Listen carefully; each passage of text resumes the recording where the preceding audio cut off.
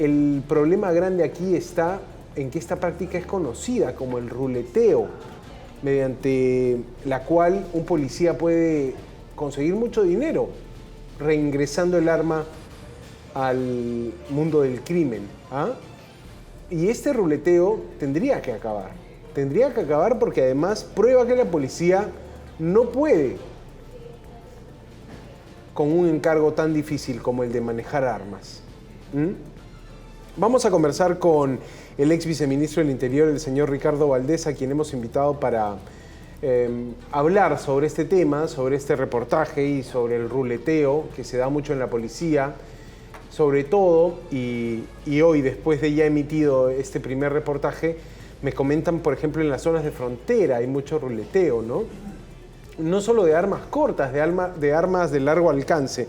Estamos ya con el señor Ricardo Valdés, a quien le damos la bienvenida, le agradecemos mucho su tiempo.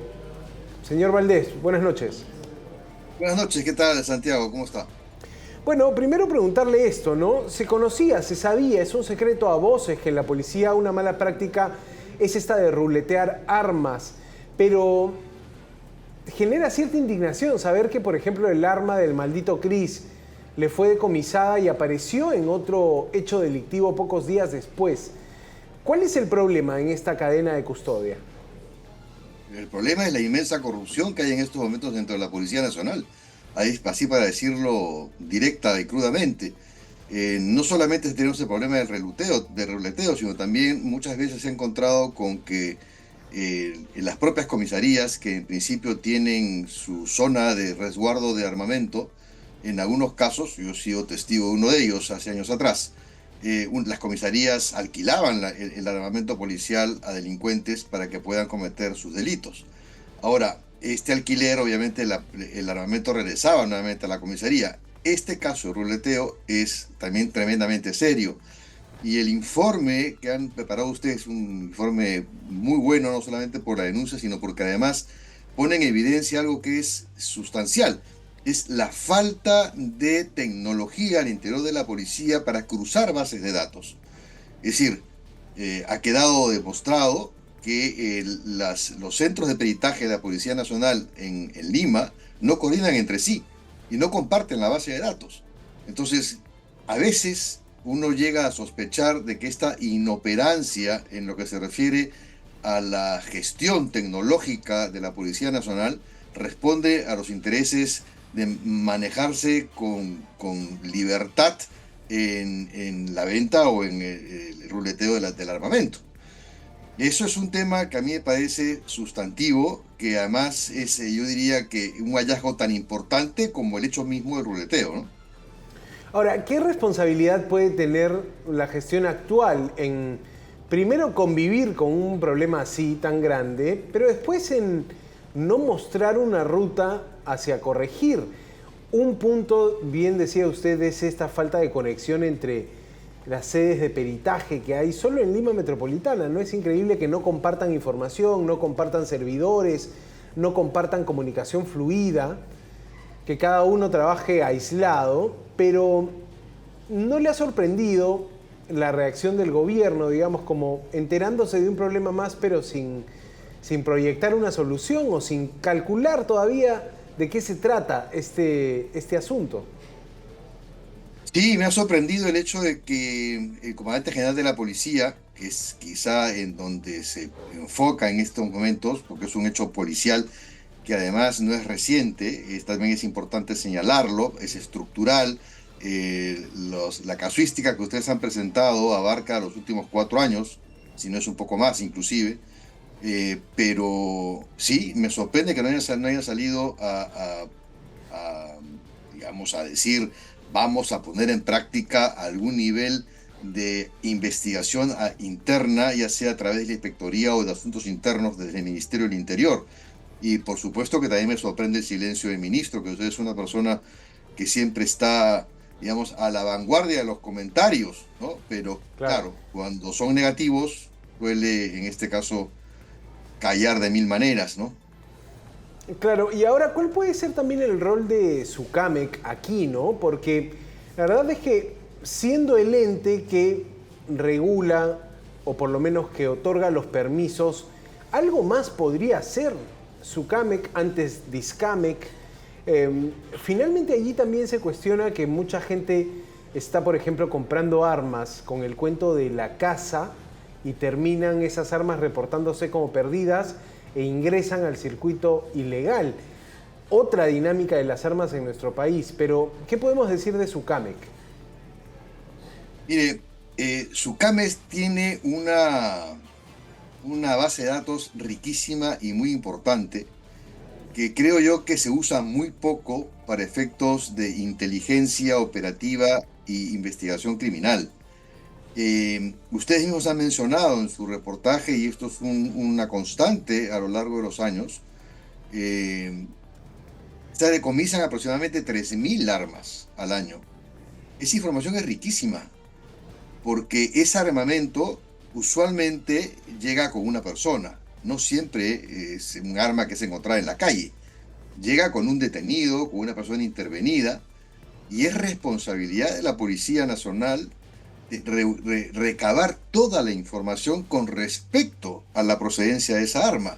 ¿Cómo llegó? Es una procedencia ilícita, usualmente, ¿no? ¿Cómo llegó en sus manos? ¿Qué mecanismos siguió para adquirir ese armamento? ¿A quién se lo compró? ¿O lo robó? ¿O cómo llegó a su poder? Imagínense si estas preguntas las multiplicamos por 3.000.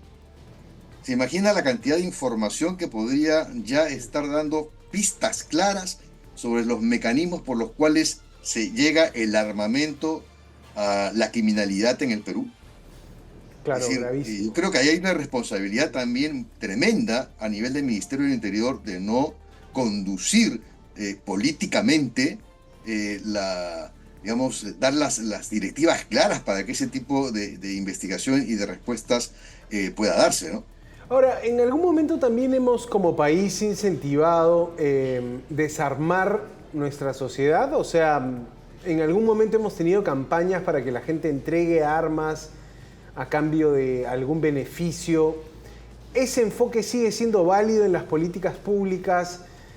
Más bien en el Congreso lo que vemos es, puedes dispararle a un delincuente y quitarle la vida en caso te robe, lo que parecería una invitación más bien a sacar un permiso de armas, andar con armas. ¿Cuál es la ruta aquí? ¿Armarse o más bien sacar las armas de la sociedad? ¿Por dónde se mueve una solución a largo plazo? Es muy interesante su reflexión. Sin duda estamos con un doble discurso. Sin lugar a dudas, el Congreso de la República ha dado normas que están más orientadas a fortalecer la posesión de armamento sobre la base de un criterio de defensa, la defensa del castillo, como suele ser mencionado solamente los que tienen ese manejo de información en el Congreso de la República.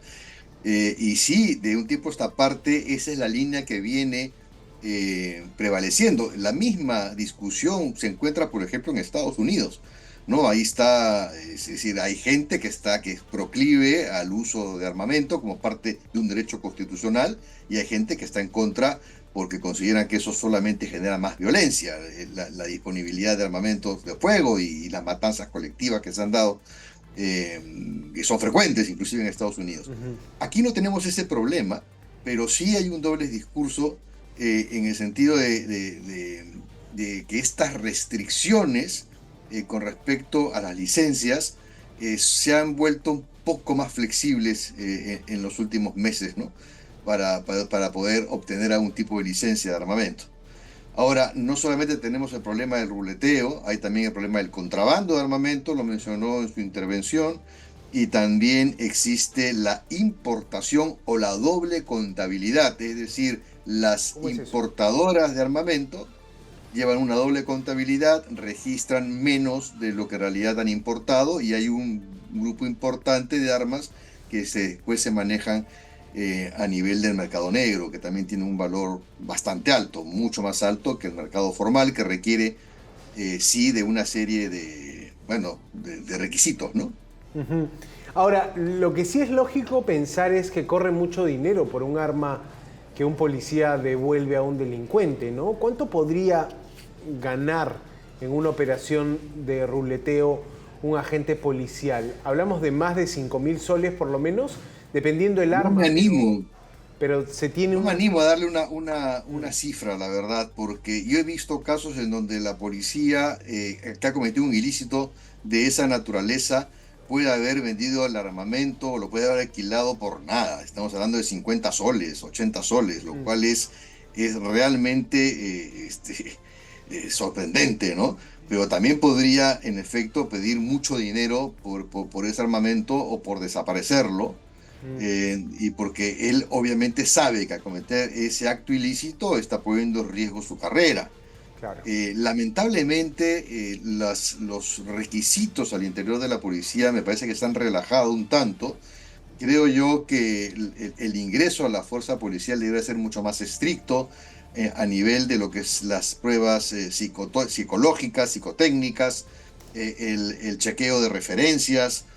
Creo yo que hay mucho por precisar todavía en los ingresos del personal policial.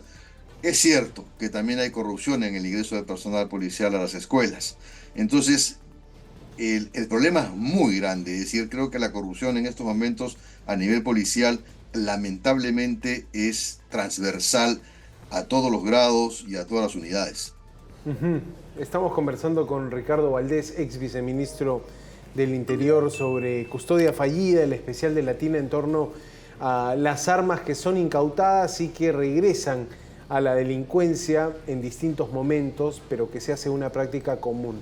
Ahora, señor Valdés, finalmente desde el Ministerio del Interior incluso se plantea hacer más duro el proceso para poder sacar de la policía a malos agentes, ¿no? Porque el ministro tiene una ley que plantea el pase al retiro de algunos oficiales. Esto ha sido también algo polémico en el tema interior, pero decía, por ejemplo, el ministro que a este atacante de Sheila Cóndor, a este agente que finalmente feminicida, decía el ministro, los procesos en inspectoría son muy largos, te puede demorar hasta años una sanción y mientras tanto no puedes pasar al retiro a un mal policía. ¿Hay problemas también allí en la propia policía para desprenderse de malos elementos? Bueno, el debido proceso aplica no solamente al sector civil, también a las Fuerzas Armadas y a las fuerzas policiales. Es decir, no se puede tampoco, digamos, promover juicios rápidos o jueces sin rostros, que son cosas que en un Estado democrático esas cosas no se pueden dar. Entonces, un policía también tiene derecho a la legítima defensa y al debido proceso.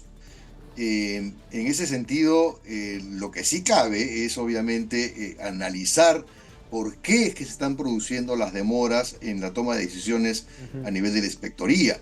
En el caso del feminicida que se eliminó, él, por ejemplo, debió haber estado suspendido hasta que su caso en Claro. la violación en Manada no se haya resuelto. Sin embargo, retornó por algún tipo de resquicio, de demora, y esos son los ejemplos que la policía debiera tomar en cuenta para reformar estos aspectos del procedimiento interno en lo que a la inspectoría se refiere.